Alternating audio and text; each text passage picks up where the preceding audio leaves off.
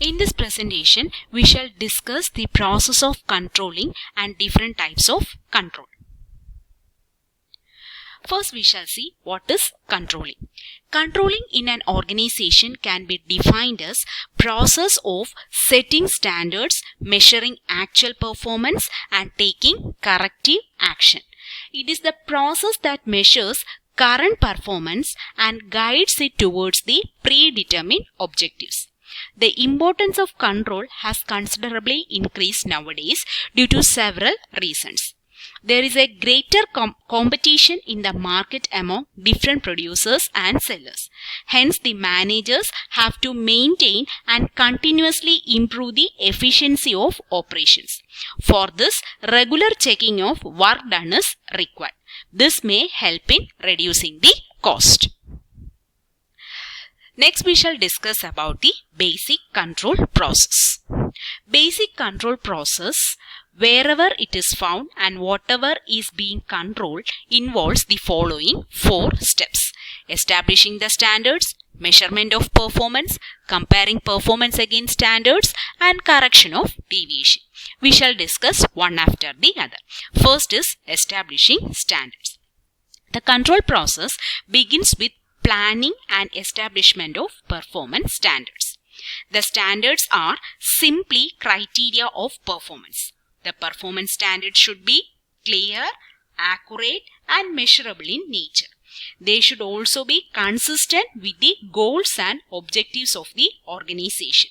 The performance standards must be stated clearly in defined terms, since they become the criteria for managers to evaluate the past, present, or future actions of the people. Once the management decides on what is to be measured, it should decide how to measure the performance. So that is very, very important. Customer satisfaction or employee morale may become the standard for measuring the success of an organization as a whole. Second step is measurement of actual performance. Once the performance standards are established and communicated, the next step for managers is to undertake the measurement of actual performance. Most performance measures are expressed in quantitative terms like sales figures, cost of units produced, etc. But there are certain performance measures that cannot be quantified. In such situation, non-numerical data, we call that as qualitative data, it can be used as performance standards. The third step is comparing performance against standards. Comparison of actual performance with the set standard is the next step in controlling. Deviations can be defined as gap between actual performance and the planned targets. The actual performance may be more than, less than, or equal to the predefined standard. Last is taking correction of deviations or taking remedial actions. Based on the results of comparisons, managers will determine the need for corrective action. Adjustments, fine-tuning, perhaps drastic action may be necessary to maintain the standards. After taking the corrective actions, if the actual performance is not in conformity with plans, manager may revise the targets. So these are the basic steps in control process. Next, we shall see 2 different types of controls: feedback control and feed-forward control. So this is the block diagram explaining feedback control. Feedback refers to the process of adjusting future actions on the basis of information about the past performance.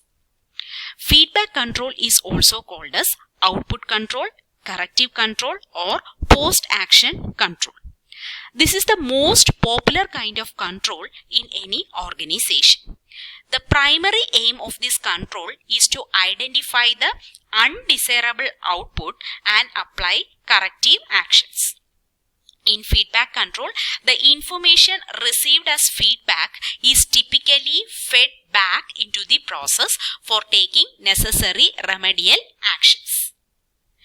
The underlying principle of feedback control is that everyone can learn from past experience. Financial statements like income statements and balance sheet are examples of feedback control. The main weakness of this control is that there may be a time delay in taking corrective action to solve the problems. Here is the block diagram. It gives an idea of feedback in controlling function of the management. So here we have the desired performance, that is already set, actual performance that we perform. Next is measurement of actual performance. The managers will measure the actual performance.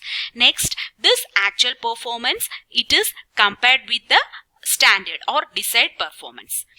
Then next step is to identify the deviations. If there are deviations, there will be an analysis of causes of deviations. The manager will analyze what are the causes for that deviations. So after analyzing, then the program of corrective action will be conducted. Corrective actions will be taken for avoiding those deviations. After that, corrections will be implemented and that is fed back to the system. Once again, the process gets repeated. So this is feedback control. Next is feed forward control. Feed forward control is a process of taking corrective action well in advance before the occurrence of a problem.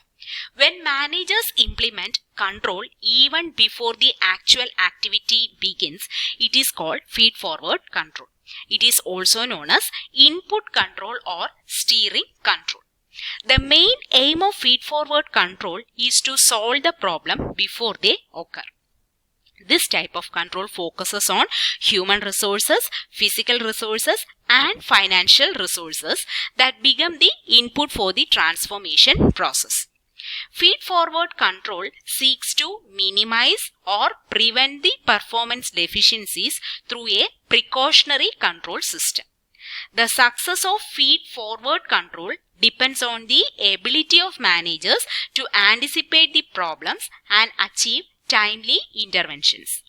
Preventive maintenance on machinery is an example of feed-forward control.